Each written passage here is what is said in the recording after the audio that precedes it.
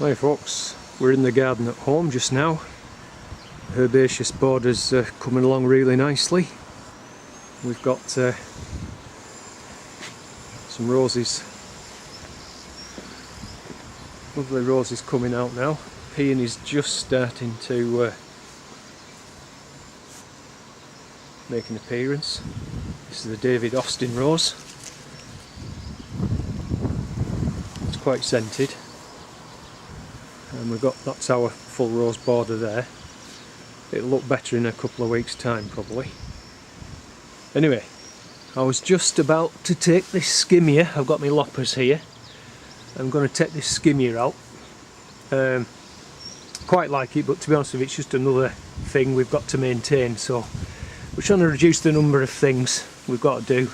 Anyway, when I was just looking at the stems underneath, I noticed we've got some yew tree seedlings. We've got one there, we've got one there, one there, and if you can see that, there's just one there, look, so that's 4.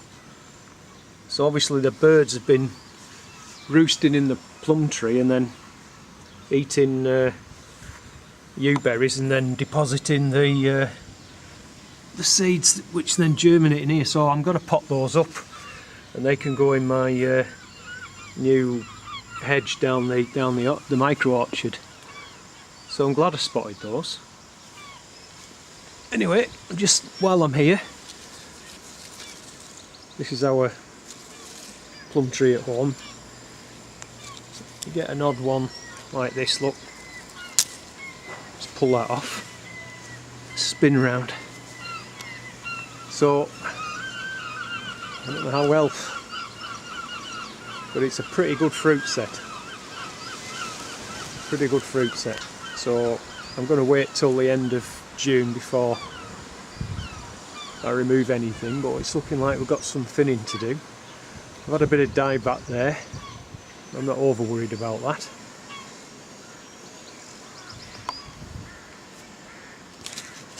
But yeah, it's pretty good. I'll just show you the apple tree before I move on.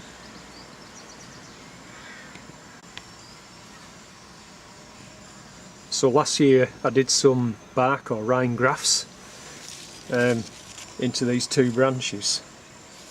Put 2 in this one, that one didn't take, this one did. And if I just, so this is its 2nd season, so if we just follow that up,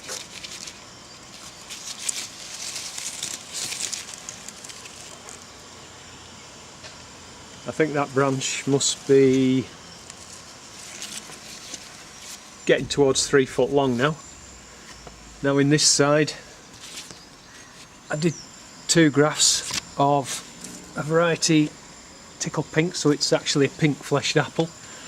And again, I don't know how well you'll be able to see this, but those growths are now around, that one's 2 foot, 2'6". This one's about 2 foot.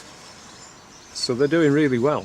You can notice how it's got like a pinky colour to the foliage as well. So I'm really looking forward to that fruiting. And that should be probably next year, because we've got some fruit buds forming there. So hopefully we'll get some fruit off that next year. Indication of the fruit set.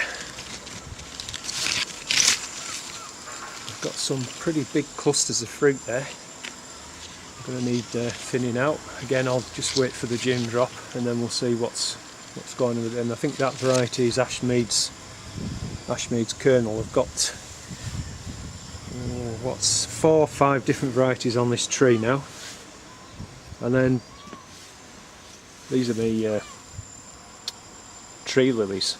But I don't know what's happened. It's got damaged, but I think they send outside shoots, so I'm looking forward to that flowering. Down there is a kiwi fruit. I got it from Wilco, what, a couple of weeks ago maybe, called Jenny. Apparently this is a vigorous climbing plant that produces lovely edible fruit in warm summers, so it might not do it every year.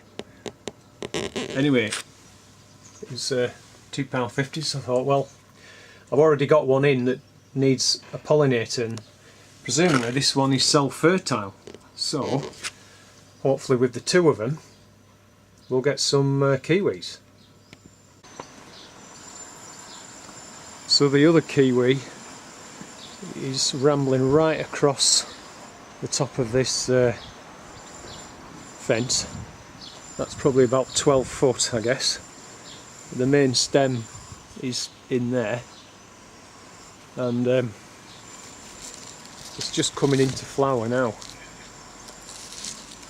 Now we did get just a few fruits last year, so I'm interested to see if we get some this year. But like I said, hopefully that one down there now will grow. We'll train it up there, and then once that starts flowering, hopefully that'll pollinate that, and we should get much better results.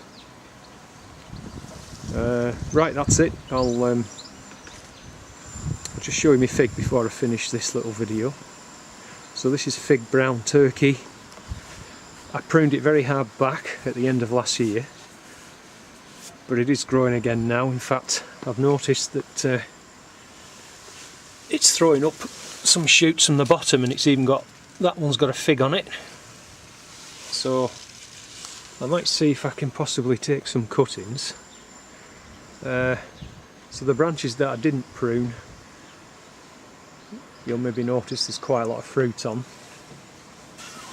Again, like this one down here, for example, there's about 5 figs on that, and then the others are just kind of dotted around. But it's looking good, it's looking healthy. And again, what I'll do is when it comes near to the time when they start ripening, I'll net it, because if you don't net them, the birds just take the whole lot. Okay, see you later.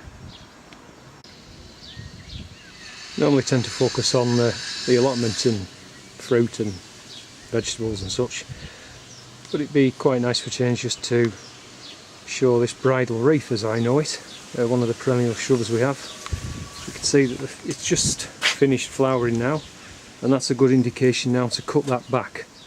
So if it flowers before the end of June, then you prune. That's the kind of general rule of thumb. I potted up the yew seedlings. There were actually 7 that I found. I couldn't get one of them out because it would seeded itself into the skimmier, into the sort of root ball as it were. But 6 is pretty good. Like the bridal wreath at the front of the house, this Vigula or Vigala, I'm not sure how you pronounce it, doesn't really matter. You can see it's just about coming to the end of flowering, so similarly what I do is I just prune back the flowering stems. So any stem that's flowered, just prune those back, and then these new shoots here will carry next year's blooms.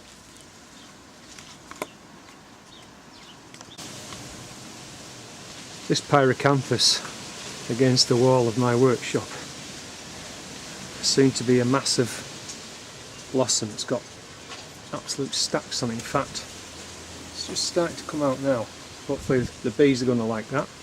So again, in management, all I do is, because I want to keep it compact, any new growths, just head them back, just cut them back, that's all. Again, with that one there, just take it back, and then that'll just keep that nice and compact.